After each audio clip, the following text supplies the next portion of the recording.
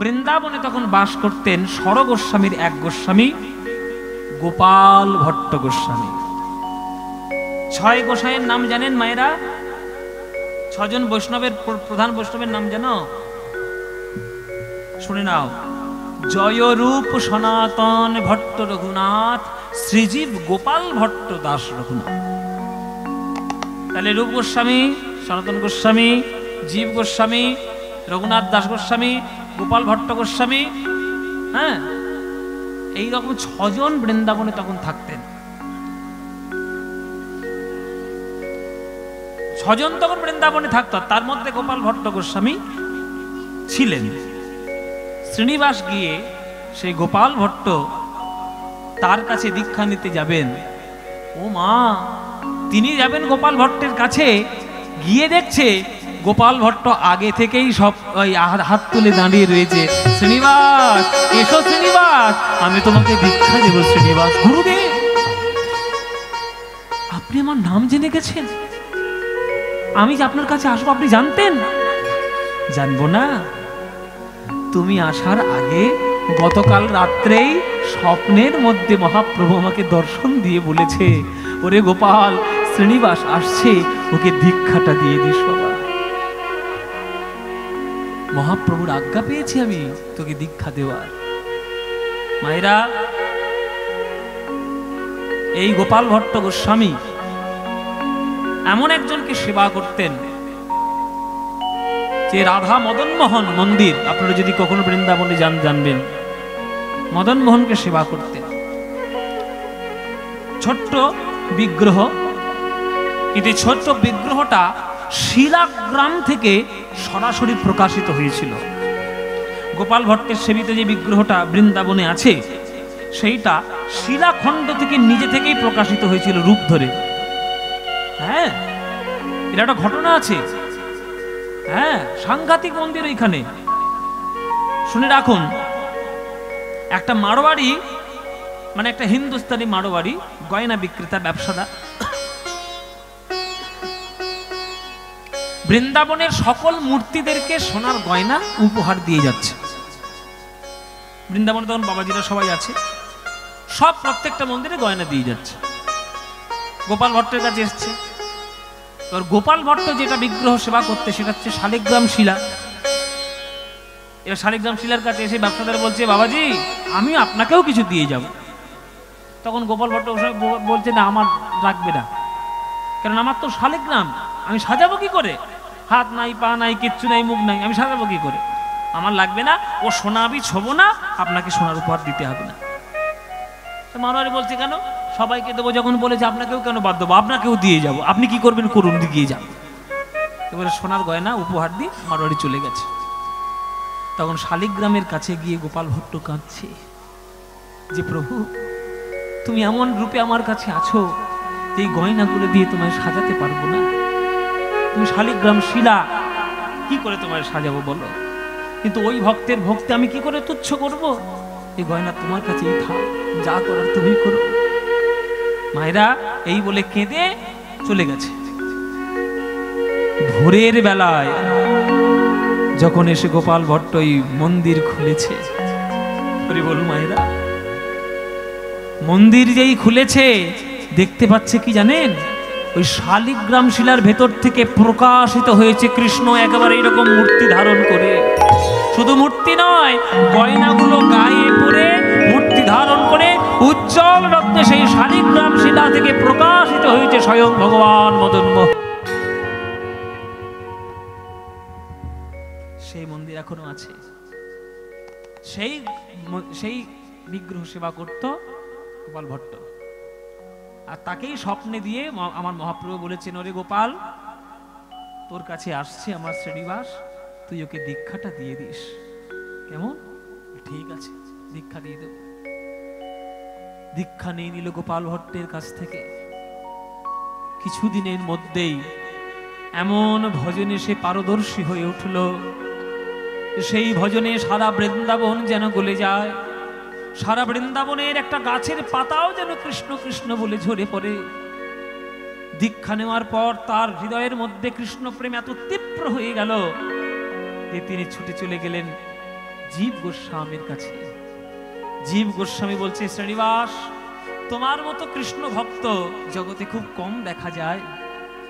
আমি তোমাকে ভাগবত পাঠ শিখিয়ে দেব, আমার কাছে তুমি ভাগবত পাঠ শিক্ষা করো। শ্রীমৎ ভাগবত জীব গোস্বামীর কাছে শ্রীনিবাস আচার্য পাঠ করলেন, শিখলেন। কিছুদিনের মধ্যেই ওই ভাগবত পাঠেও সে এত সেরা হয়ে গেল যে জীব গোস্বামী পর্যন্ত তাকে বলতে বাধ্য হলো, শ্রীনিবাস, তুমি অল্প দিনের মধ্যেই এমন ভাবে প্রাঞ্জল ব্যাখ্যা করতে শুরু করেছো যে এই রকম দর্শন আমাদের মধ্যেও হচ্ছে না। তাই আজ থেকে তোমার বৃন্দাবনে নাম হয়ে গেল, তুমি হলে শ্রীনিবাস শুধু নয়, আজ থেকে তোমার নাম হলো শ্রীনিবাস আচার্য প্রভু। তুমি সারা বৃন্দাবনে আজ থেকে আচার্য প্রভু বলেই জানবে। মায়েরা আচার্য প্রভু নাম নিয়ে নিলেন শ্রীনিবাস। অল্প দিনের মধ্যেই শ্রীমৎ ভাগবত যত শাস্ত্র রয়েছে তাদের মধ্যে মিষ্টি ফলের আম। আপনারা যারা গান শুনতে এসছেন, কীর্তন শুধু শোনা নয়, ঘরে বসে বসে কিছু অধ্যয়ন করতে হয়। কোন গ্রন্থ থাকুক বা না থাকুক, যদি আপনি পড়াশোনা না জানেন তাহলে তার কাছে গিয়ে সেই গ্রন্থটা পাঠ করতে বলবেন। বাবা, অন্তত 4টে গ্রন্থ যেন আপনার বাড়িতে থাকে, এটা যেন অবশ্যম্ভাবী। সারা জীবনে কিছু করতে না পারেন, অন্তত 4টে গ্রন্থ, 4টে বই অন্তত পড়বেন। হ্যাঁ বাবা, কি কি 4টে কি কি বলে দিলে পড়বেন মায়েরা? আমি জানি বেশিরভাগ পড়বে না। 4টে গ্রন্থ বলে দিই। প্রথম গ্রন্থ হলো শ্রীমদ্ ভগবদ গীতা। এই গ্রন্থ যেন সবার বাড়ি থাকে। এই যে এখনকার দিনে কতগুলো নাস্তিক উঠেছে, বলে গীতা মিথ্যা, কৃষ্ণের ওই বাণী মিথ্যা, গীতার ভুল ধরছে, গীতা নাকি সায়েন্টিফিক নয়। তাদের জানার জন্য জানিয়ে রাখি যে তোমরা যদি এত শিক্ষিত হবে, তা তোমরা কোথায় ছিলে এতদিন যখন আব্দুল কালাম গীতা পড়ছিল? আমাদের ভারতবর্ষের প্রাক্তন রাষ্ট্রপতি নাম জানেন তো? Doctor APJ Abdul Kalam. জানেন তিনি পারমাণবিক বিজ্ঞানী হওয়ার অনুপ্রেরণা করতে পেয়েছেন গীতার থেকে। গীতার থেকে বিশ্বে প্রথম যে প্রথম বোমা তৈরি করেছিল, হাইড্রোজেন বোমা, পারমাণবিক বোমা, যেটা জাপানে ফেলা হয়েছিল, সেই ব্যক্তিটার নাম ছিল ওপেনহাইমার। তিনিও গীতা পড়তেন। তারা গীতা পড়ছে, আব্দুল কালাম গীতা পড়ছে, তারা গীতা পড়ে জীবনে উন্নত করছে, বিজ্ঞানী হয়ে যাচ্ছে। এরা বলে গীতা মিথ্যা। এরা কি আব্দুল কালামের থেকেও বড় শিক্ষিত? ওপেনহাইমারের থেকেও বড় বিজ্ঞানী? এটা হবে। যারা বলছে তাদের কথায় আপনার কান দিলে চলবে না, আপনি পড়বেন। তাই 1 নম্বর গ্রন্থ হচ্ছে গীতা। দ্বিতীয় গ্রন্থ হচ্ছে রামায়ণ। প্রত্যেকটা মানুষ যেন পড়ে। রামায়ণ মানুষের চরিত্র আদর্শগত দিক দিয়ে শ্রেষ্ঠ চরিত্র হচ্ছে রাম। একটা মানুষ কত শ্রেষ্ঠ হতে পারে সেটার আদর্শ চরিত্র হচ্ছে রাম। তাই রামায়ণ যেন ঘরে ঘরে পড়া হয়, পড়বেন। 3 নম্বর হচ্ছে মহাভারত, পড়বেন। আর 4 নম্বর হচ্ছে শ্রীমদ্ ভাগবত, এটাও পড়বেন। এই 4খানি গ্রন্থ অন্তত জীবনে পড়বেন। কঠিন গ্রন্থ হলেও আপনারা পাঠ শুনবেন কারোর কাছে গিয়ে, পাঠ শুনলেই তাহলে হৃদয়ের মধ্যে প্রেম হবে, তাহলে বুঝতে পারবেন। আচার্য প্রভু নাম হয়ে গেল, ভক্ত হয়ে গেলেন। তিনি ধ্যানের মধ্যে বসে ভগবানকে দেখতে পান, রাধা গোবিন্দকে দেখতে পান। জীব গোস্বামী বললেন যে দেখো শ্রীনিবাস, বৃন্দাবনে এসেছ, দীক্ষা গ্রহণ করেছ, এই বিশ্ব ব্রহ্মাণ্ড জগতের সৃষ্টি, সেই জগতের সৃষ্টি যিনি করেছেন তিনি জগতের খেলায় নিয়ে মত্ত রয়েছেন। যে ভগবানের রোমকূপ থেকে কোটি কোটি ব্রহ্মাণ্ডের জন্ম হয়, সেই ভগবান ভক্তদের নিয়ে খেলা করেন বিশ্ব চরাচরে। এই যে গ্রহ নক্ষত্র সূর্য চন্দ্র তারা যা দেখছো সব ভগবানের সৃষ্টি। ভগবানের চরণ থেকে মন যেন কোনোভাবেই সরে না যায়। ও মায়েরা, তোমরা খেলতে ভালোবাসো? খেলা করেছো জীবনে? তোমরাও যেমন খেলা করেছো, তোমাদের ছেলেপুলেগুলো যেমন খেলা করছে, তেমনি ভগবানও কিন্তু খেলাই করছে। এই বিশ্ব ব্রহ্মাণ্ড কোথায় তার খেলার জায়গা সেটা আমরা সবাই জানি না, কিন্তু যে একবার জেনে যাবে সে আর চরণ ছাড়া কিচ্ছু জানবে না। ওই জন্য নজরুল ইসলাম একটা গান লিখেছে না, খেলিছ এ বিশ্ব লয়ে বিরাট শিশু, শুনেছেন না? হ্যাঁ,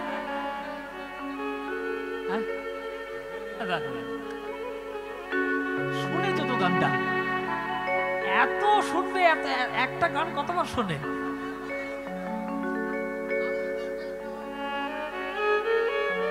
আচ্ছা ঠিক আছে, তোমরা যখন বলছো তাহলে শোনাই, এক কলি শোনাই। হ্যাঁ, পুরোটা। এই বাঙালি লোক খেতে পেলেই শুতে যায়। আচ্ছা ঠিক আছে, চলো শুনুন, জেনে রাখবেন আপনারা বাংলায় জন্ম নিয়েছেন।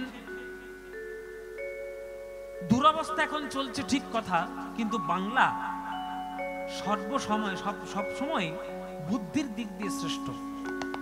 ওই জন্য বাংলায় যারা যারা জন্ম নিয়েছে তাদেরকে সবাইকে দেখে অন্যান্য লোকেরা হিংসে করে। হ্যাঁ হ্যাঁ, মুক্তিতেই পারবে না।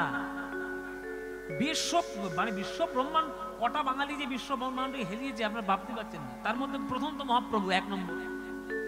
এক কৃষ্ণ নামে মহাপ্রভু বলে গেছেন যে পৃথিবীতে যত আছে নগরাদি গ্রাম সর্বত্র প্রচারিত হইবে মোর নাম। তাহলে মহাপ্রভু এক নম্বর, হেলিয়ে দিয়ে একবার কাঁপিয়ে দিয়ে গেছেন। তারপর 2 নম্বর হচ্ছে বিবেকানন্দ। ব্যাস, একটা ইয়াং ছেলে, একটা যুবক ছেলে, যাকে দেখে সবাই আসক্ত জাগতিক কামে, কিন্তু সে তো পরমাত্মিক জগতে সে আসক্ত। সে মা ছাড়া কিছু জানে না, ভগবান ছাড়া কিছু জানে না। সেই ছেলেটা যখন বিবেকানন্দ যখন গেলেন আমেরিকাতে, যে বক্তৃতা তিনি দিয়ে গেছেন, সে আর সারা বিশ্বে আর কেউ কোনোদিন দিতে পারবে না। মায়েরা, আমি আমেরিকাতে গেছিলাম গত বছর জুন মাসে, মানে 2023 সালের জুন মাসে 15 দিনের জন্য গেছিলাম। আবার কথাবার্তা চলছে সামনের বছর পুজোতে 1 মাসের জন্য আমেরিকা যাব। সেখানে গিয়ে দেখেছি বুকটা গর্বে ভরে উঠছে যে সেই আমেরিকাতে একটা রাস্তার নাম, গোটা একটা বড় লেন, বড় রাস্তা, সেই রাস্তাটার নামই হচ্ছে the Vivekananda way. Vivekananda way. আমেরিকার মতো পাশ্চাত্য দেশে, যেখানে বিজ্ঞান, টাকা পয়সা, অর্থনীতি আর কিচ্ছু জানে না, সেখানে আমাদের দেশের একটা বাঙালি ছেলের নামে নামাঙ্কিত রাস্তা বিবেকানন্দ ওয়ে। মুখটা গর্বে ভরে ওঠে যে বাংলা কি করেছে সারা বিশ্বকে। আর সেই বাংলাতে জন্ম নিয়েছিল একটা কবি নজরুল ইসলাম। এই নজরুল ইসলামের গান, খেলিছ এ বিশ্বলয়ে বিরাট শিশু আনমনে, খেলিছ এ বিশ্বলয়ে বিরাট শিশু আনমনে, খেলিছ প্রলয় সৃষ্টি তব পুতুল খেলা, প্রলয় সৃষ্টি তব পুতুল খেলা, নিরজনে প্রভু নিরজনে, খেলিছ এ বিশ্বলয়ে বিরাট শিশু আনমনে, খেলিছ শূন্যে মহা আকাশে তুমি মগ্ন লীলা বিলাসে, শূন্যে মহা আকাশে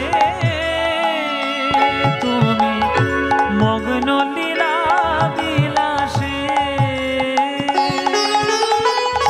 ভাঙিছ গড়িছ নীতি ক্ষণে ক্ষণে, ভাঙিছ গড়িছ নীতি ক্ষণে ক্ষণে, নিরজনে প্রভু নিরজনে, খেলিছ।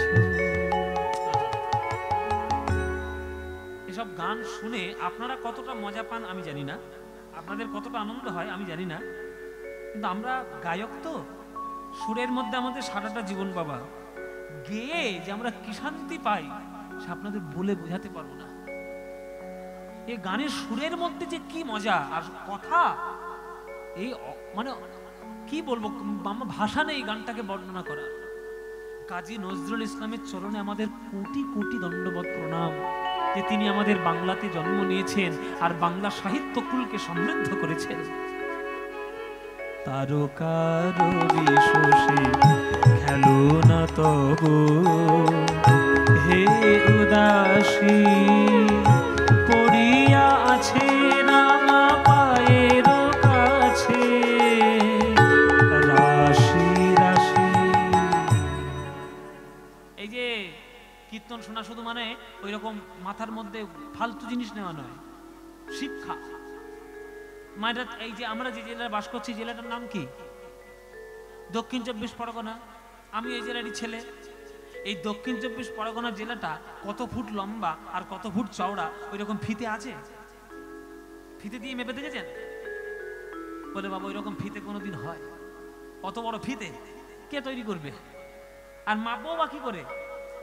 তাহলে দক্ষিণ 24 পরগনাটা কত বড় এটা আমরা ফুট ধরে ধরে হিসাব করতে পারবো না। হ্যাঁ, তাহলে পশ্চিমবঙ্গটা কত বড়, ভারতবর্ষটা কত বড়, পৃথিবীটাই কত বড়, আর সৌরজগৎটাই বা কত বড়।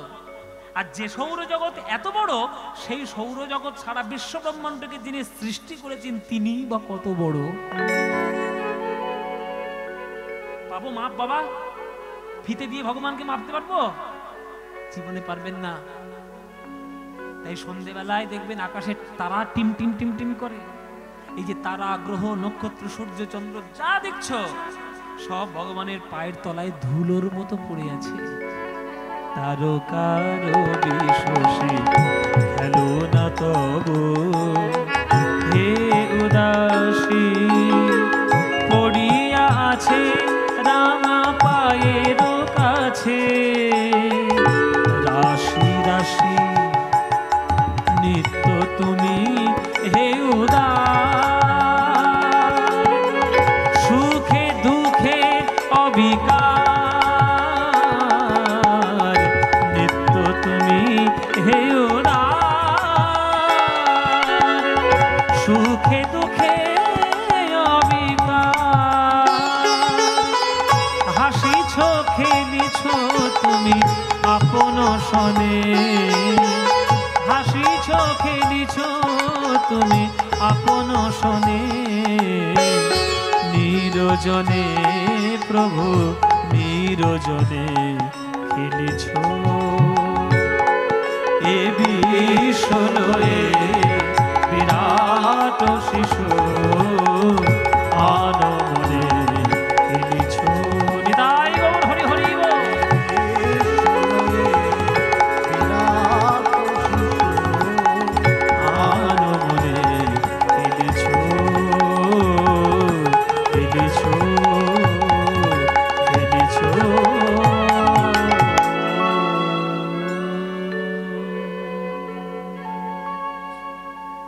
নজরুল ইসলামের গান, কত মধুর গান। বৃন্দাবনে তখন একটা সর্বনাশ ঘটে গেল। কি সর্বনাশ? তখনকার দিনে দিল্লিতে রাজত্ব করছে বিধর্মী শাসক। কিছু কিছু বিধর্মী শাসক ছিল এত গোড়া যে হিন্দু ধর্মকে নষ্ট করে দেওয়ার জন্য তারা তৎপর ছিল। তাই গ্রন্থ ভাণ্ডারের উপর আক্রমণ হলো। আপনারা জানবেন যে বখতিয়ার খিলজি বলে একজন তুর্কি শাসক আমাদের নালন্দা বিশ্ববিদ্যালয়কে 6 মাস ধরে পুড়িয়েছিল। 6 মাস।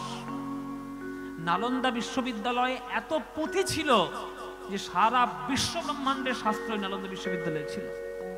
কিন্তু এই বখতিয়ার খিলজি এসে তুর্কি শাসক সব নষ্ট করে দিয়েছে। 6 মাস ধরে কেউ একটাও কিছু বাকি রাখেনি। তাই বৈষ্ণবদের তখন শাস্ত্র রচনা হয়েছে। বৈষ্ণবরা মানে রূপ সনাতন গোস্বামীরা শাস্ত্র রচনা করেছে। বৈষ্ণবগুলো মনে মনে ভাবলেন যে এই গ্রন্থগুলোকে কিভাবে রক্ষা করা যায়। যদি শাসন করে এরকম অত্যাচার করে গ্রন্থকে পুড়িয়ে দেয় তাহলে তো আমাদের সাধনার ধনগুলো নষ্ট হয়ে যাবে। তখন দায়িত্ব এসে পড়ল এই শ্রীনিবাসের উপর। তখন শ্রীনিবাস কি করলো? ওই গ্রন্থ ভাণ্ডারগুলোকে বৃন্দাবনের বাবাজিরা কাঠের পেটিতে, কাঠের বাক্সে বোঝাই করে গরুর গাড়ি ভর্তি করে বৃন্দাবন থেকে বাংলায় সব চালিয়ে দিতে শুরু করলো। পাঠিয়ে দেওয়া শুরু করলো। কেননা তখন মহাপ্রভুর প্রভাবে বাংলার বৈষ্ণব সমাজ তখন কৃষ্ণ নামে পরিপূর্ণ, কৃষ্ণ নামে কৃষ্ণ আন্দোলনে পরিপূর্ণ। তাই তারা ভাবলো যে বাংলায় যদি গ্রন্থগুলো চলে যায় তাহলে বৈষ্ণবদের কাছ থেকে ওই গ্রন্থগুলো বেঁচে থাকবে।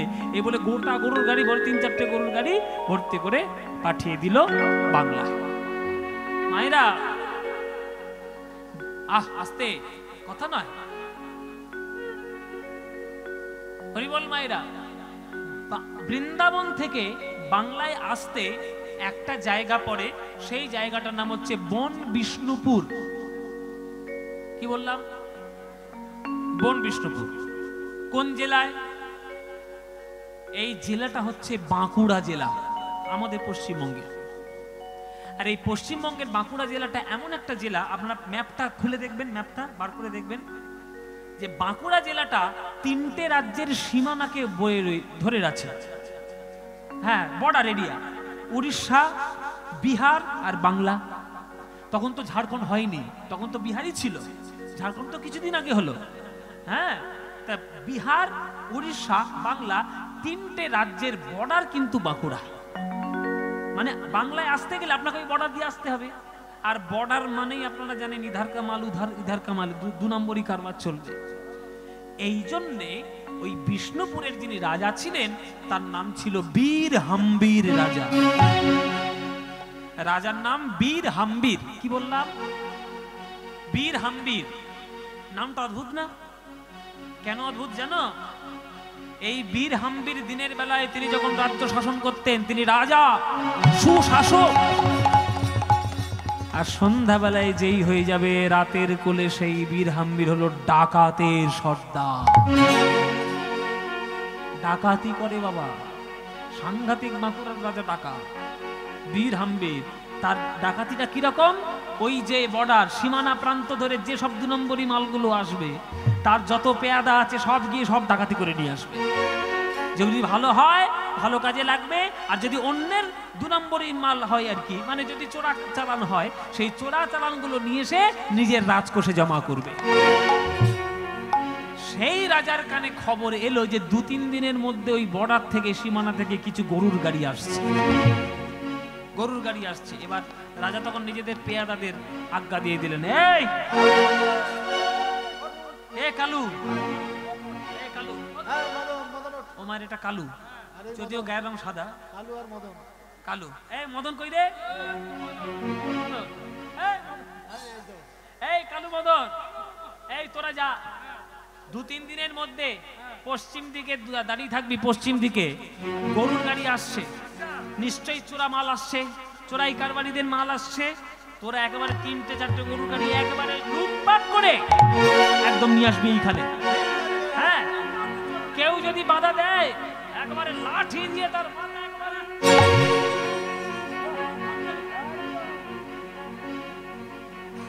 আমার দিকে তেড়ে আসছিস কেন? আমার দিকে তেড়ে আসছিস। ও মায়েরা, পেয়াদাগুলো একবার হাজির হয়ে গেল বর্ডারে, সীমানায়। রাত্রির বেলা একবারে বল্লম ধরে দাঁড়িয়ে রয়েছে। আর যেই ওই গ্রন্থ ভান্ডারগুলো, বৃন্দাবনের গ্রন্থ কাঠের পেটি ভর্তি করে যখন আসছে, এইবার তো সেই কালু মদন যত লাঠিয়াল ছিল, হ্যাঁ, আর যত ওই বীর হাম্বিরের প্রহরীরা ছিল, ডাকাত সর্দার ছিল, সব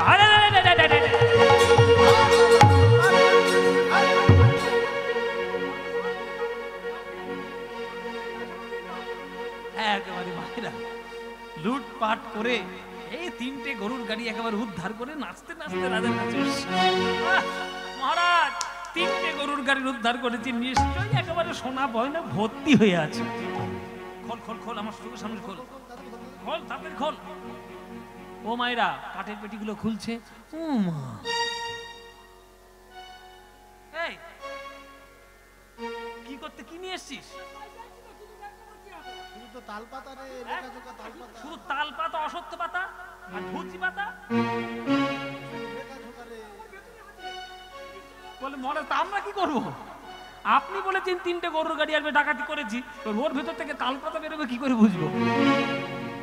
ও মায়েরা, সবার ইচ্ছে ছিল যে সোনা দানা বেরোবে। এইবার বীর হাম্বির খানিকটা চিন্তা করে বললো, তাল পাতা না, নিশ্চয়ই কোনো রহস্য আছে, দেখি তো। এই একটা তোল তো বই, সেখানেও দেখছে একই, একটা তালপাতার, আগেকার দিনে তো তালপাতায় লেখা হতো বাবা, পুঁথিগুলো কাঠে তালপাতায় লেখা হতো, পুঁথি তুলে রাজা দেখছে যে কিছু একটা লেখা রয়েছে, অনেকগুলো শ্লোকের মতো, শাস্ত্রে যেমন গীতা ভাগবতের শ্লোক আছে সেরকম লেখা। এই রে, এ তো গ্রন্থ ভান্ডার, এই তো পড়তে পারবো না, আমার তো পড়ার দায়িত্ব নয়, কি হবে? 3টে গরুর গাড়ি ভর্তি করা শুধু বই, কি আর হবে? তখন রাজা তার রাজপুরোহিতকে ডাকলেন, তার রাজগুরু, সেই গুরুটার নাম ছিল ব্যাস চক্রবর্তী। সে ব্যাস চক্রবর্তী এসে গ্রন্থ পড়ে মহারাজের কাছে হাত জোড় করে বলছে, মহারাজ, আপনি কি ভেবেছেন সোনা দানা মানেই শুধু রত্ন ভান্ডার? জগতে আর কিছু রত্ন নেই।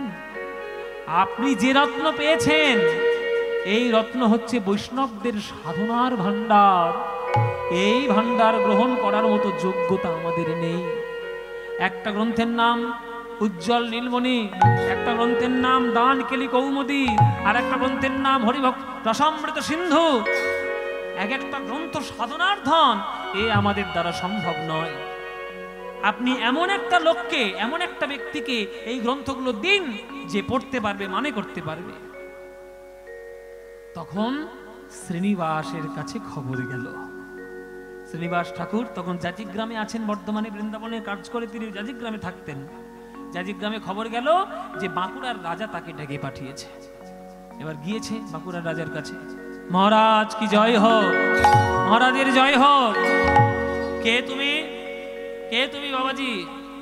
আমার গ্রন্থ ভান্ডার আমি যাকে তাকে দেব না, ডাকাতি করে ভান্ডারগুলো পেয়েছি। যে আমাকে ভাগবতের শ্লোক বলে আমাকে কৃষ্ণ ভক্ত করাতে পারবে, কেবলমাত্র তাকেই আমি গ্রন্থ ভান্ডার উপহার দেব। আপনি আমাকে ভাগবত পাঠ করে শোনাতে পারবেন? তখন শ্রীনিবাস বলছে, আমি কি পারি বাবা? যিনি স্বয়ং ভাগবত, যিনি স্বয়ং ভগবান, তিনি যদি কৃপা করেন তবেই তোমার মধ্যে কৃষ্ণ ভক্তি হবে, নইলে হাজার মানুষের চেষ্টাও হবে না। ভাগবত পাঠ করতে শুরু করলেন বিধাম্বী রাজার সামনে বসে বসে। শ্রীনিবাস এক একটা শ্লোক অধ্যয়ন করছে, আর জল নয়ন থেকে ঝরঝর ধারায় পড়ে যাচ্ছে। বীরহাম্বীর রাজা, যে ডাকাতের সর্দার, যে টাকা পয়সা জমি জায়গা ছাড়া কিচ্ছু জানতো না, ওই শ্রীনিবাসের ভাগবত পাঠ শুনে হাও হাও করে কাঁদতে কাঁদতে সে আছাড় রেখে বলল, চরণে গুরুদেব বলে,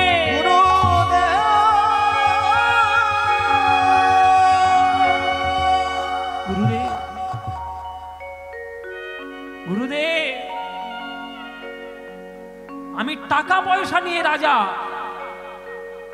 কিন্তু যে রত্ন ভান্ডার আপনি পারেন, আপনার কাছে আছে, সে রত্ন ভান্ডারের মালিক আমি কোনোদিন হতে পারবো না। তাই আপনার চরণে প্রণাম করি। আপনি যদি আমার গুরু হন, তাহলে আপনার চরণেই আমি আমার সর্বস্ব নিবেদন করব। যে রাজা, সে আজকের ওই গুরুর চরণ ধরে কাঁদছে আর গান লিখছে। রাজা গান লিখছে, প্রভু মোর শ্রীনিবাস, পুরাইলে মনের আশ, তুয়া বিনা গতি নাহি আর। নিতাই গৌর হরি হরি। তুয়া বিনা গতি নাহি আর।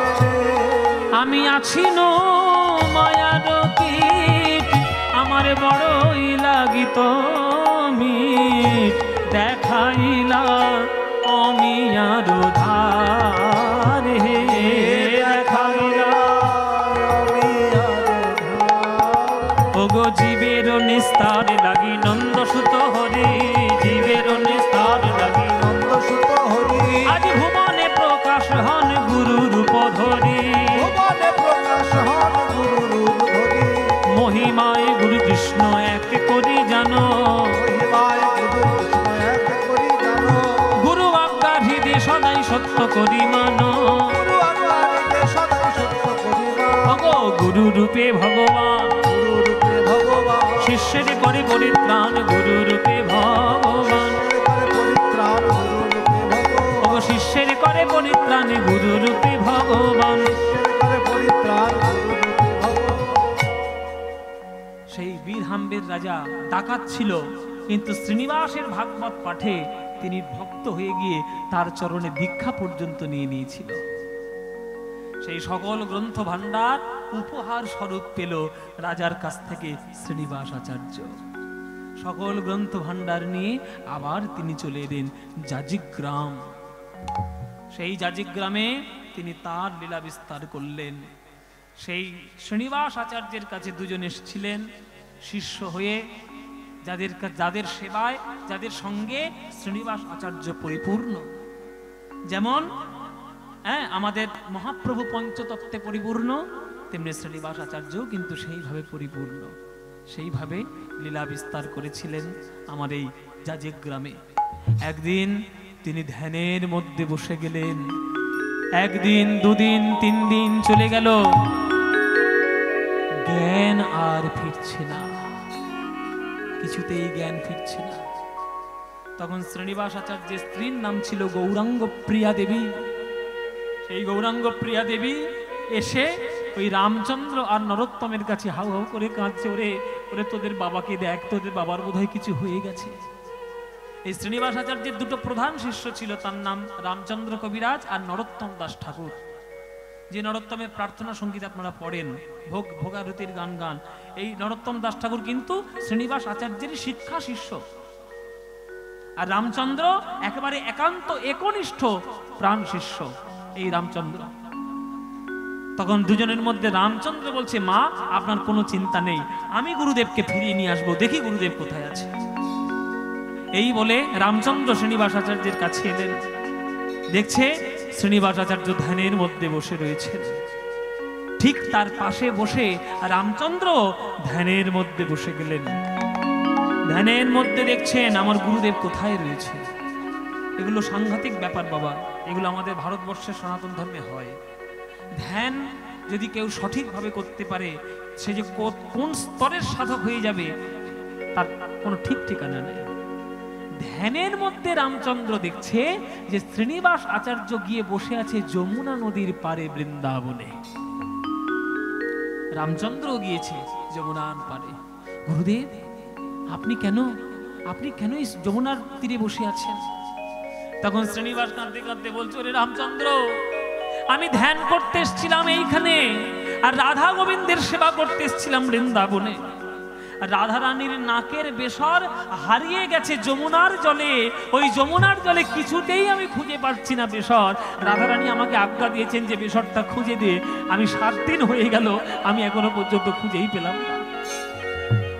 তাই আমি কাঁদছি, যতক্ষণ না পাচ্ছি ততক্ষণ দিতেও পারছি না, আর ধ্যানও আমার ভাঙছে না। আমি কি করব বল?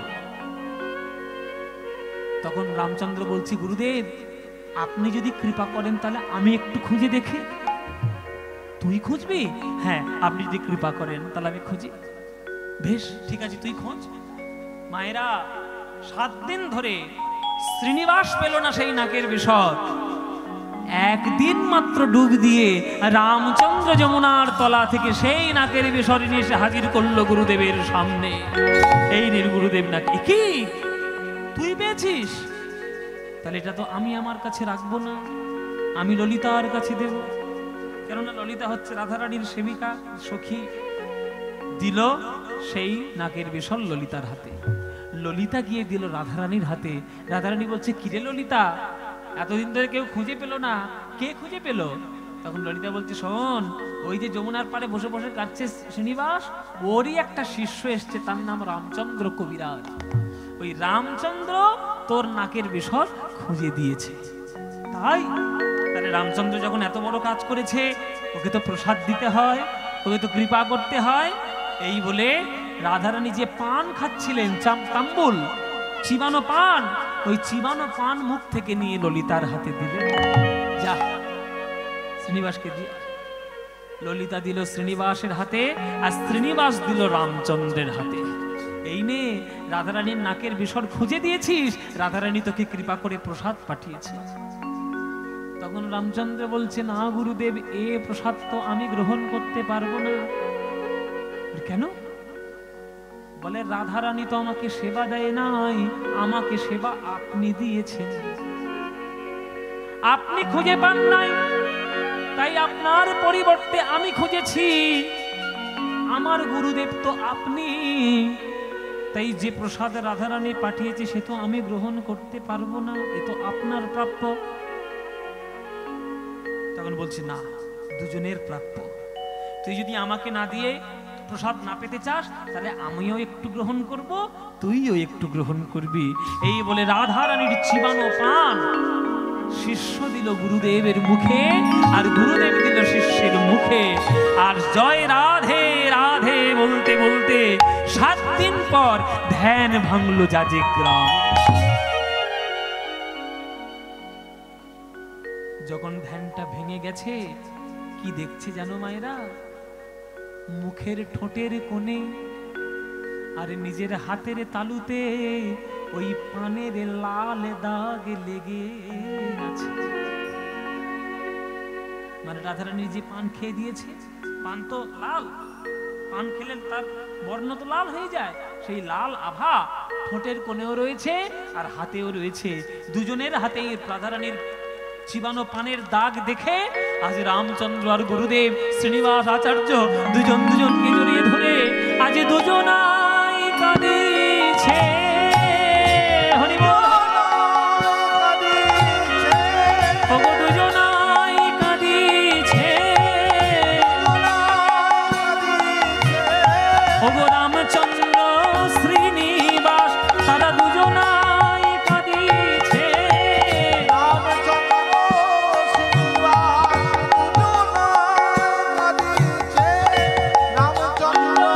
শ্রীনিবাস রাধে রাধে রাধে বলে রামচন্দ্র শ্রীনিবাস তারা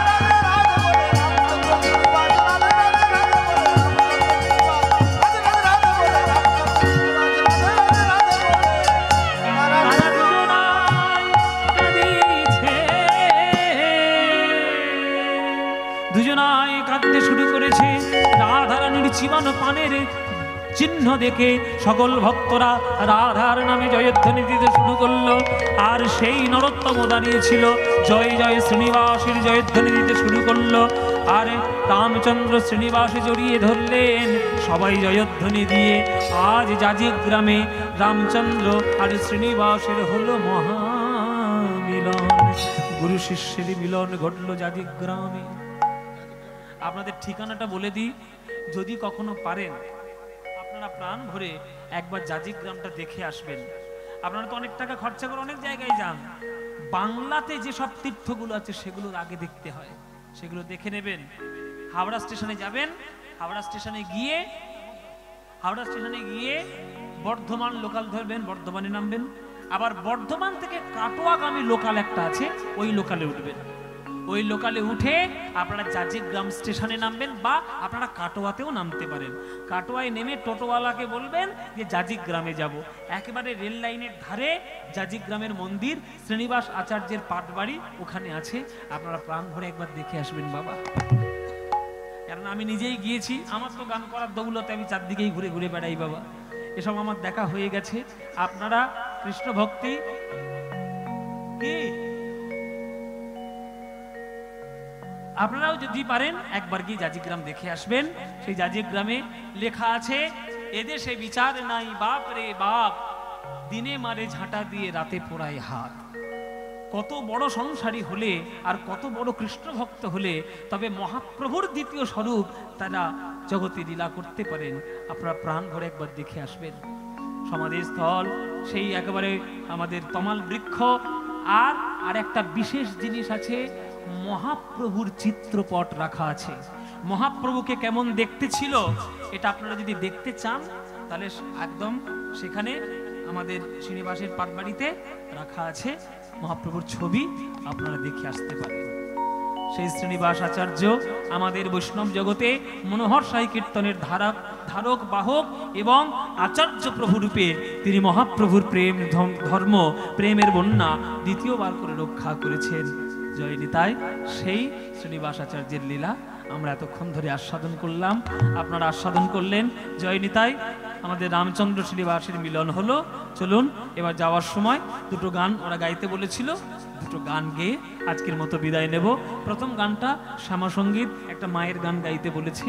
কালী কালী বল রসনা, কালী কালী বল রসনা, কালী কালী বল রসনা, কালী কালী বল রসনা, কালী কালী বল রসনা।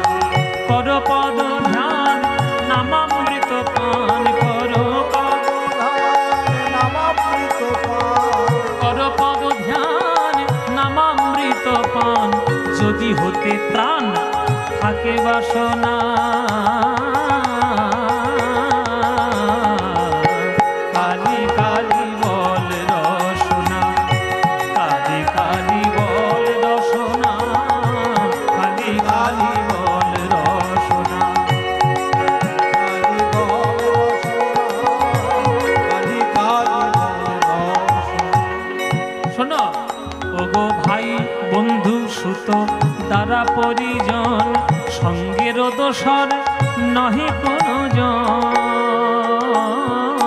ভাই বন্ধু সুত তারা পরিজন, সঙ্গের দোষর নহে কোনো জন। দুরন্ত সমন বাঁধিবে যখন, বিনে ওই চরণ কেহ কারণা। কালী কালী বল রসনা, কালী কালী বল রসনা, কালী কালী বল রসনা, কালী কালী বল।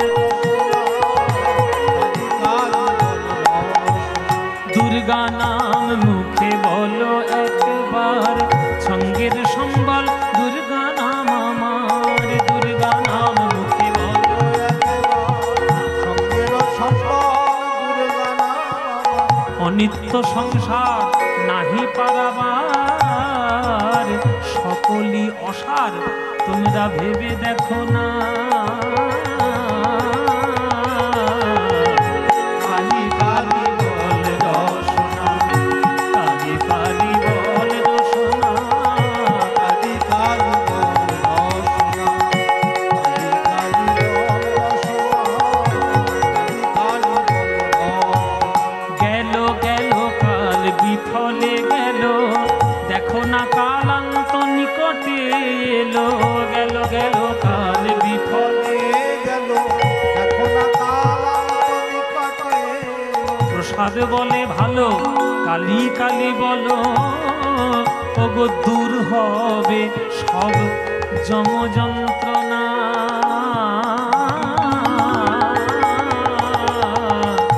কালী কালী বল রসনা, কালী কালী বল রসনা, কালী কালী ওগো কর পদ ধ্যান নামামৃত পান, কর পদ ধ্যান নামামৃত পান, যদি হতে ত্রাণ থাকে বাসনা। কালী কালী বল রসনা, কালী কালী বল রসনা, কালী কালী কালী কালী কালী কালী বল রসনা। জয় নিতাই, সবাই খুব ভালো থাকুন, হরিনাম করুন, হরিনামের মধ্যে জীবন কাটান, সৎভাবে তাকান। হ্যাঁ, জয় নিতাই। अच्युतं केशवं कृष्ण दामोदरं, अच्युतं केशवं कृष्ण दामोदरं, रामनारायणं जानकी वल्लभं, रामनारायणं जानकी वल्लभं। अच्युतं केशवं कृष्ण दामोदरं, अच्युतं केशवं कृष्ण दामोदरं, रामनारायणं जानकी वल्लभं, रामनारायण जानकी वल्लभ। कौन कहते हैं भगवान आते नहीं, कौन कहते हैं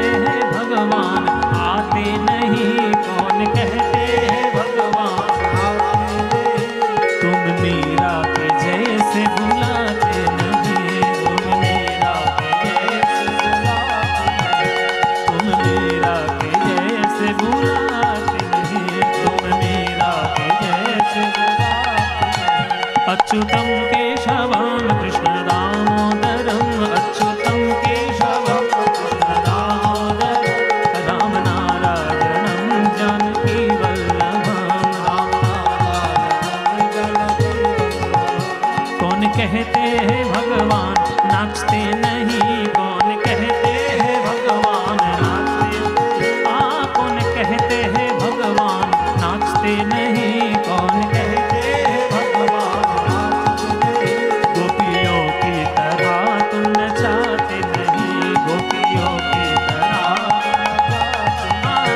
गोपियों की तरह तुम नचाते नहीं गोपियों की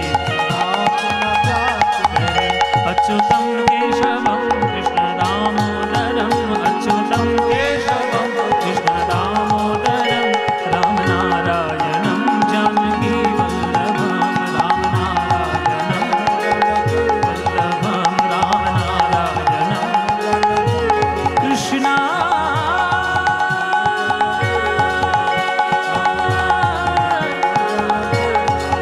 कृष्णा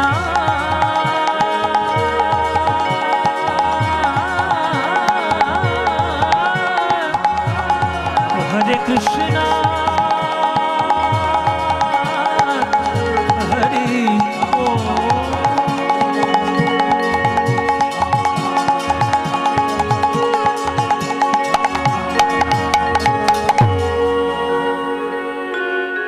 জয় নিতাই। এখানে আমাদের লীলা আজকের আমরা রাখলাম। আর বেশি নয় একটা একটা করে বলতে থাকলে কি সারা রাত গাইব আমি না, এখানে পর্যন্ত এই পর্যন্তই থাকবে। প্রেমানন্দে মেতে হরি বলো হরি নামের বন্যা যে এলো ও প্রেমানন্দে মেতে হরি বলো হরি নামের বন্যা যে এলো ওই দয়াল গৌর নিত্যানন্দ প্রেমেতে সাঁতার দিল দয়াল গৌর নিত্যানন্দ প্রেমেতে সাঁতার দিল ওই দয়াল গৌর নিত্যানন্দ প্রেমেতে সাঁতার দিল দয়াল গৌর নিত্যানন্দ প্রেমেতে সাঁতার দিল হরি নামের বন্যা যে এলো প্রেমানন্দে মেতে হরি বলো হরি নামের বন্যা যে এলো প্রেমানন্দে হরি নামের বন্যা এমন বন্যা দেখি নাই মানুষ শুকনাতে তলায় ডুবল নদীর পুরুষ নারী জাতের বিচার নাই এমন বন্যা দেখি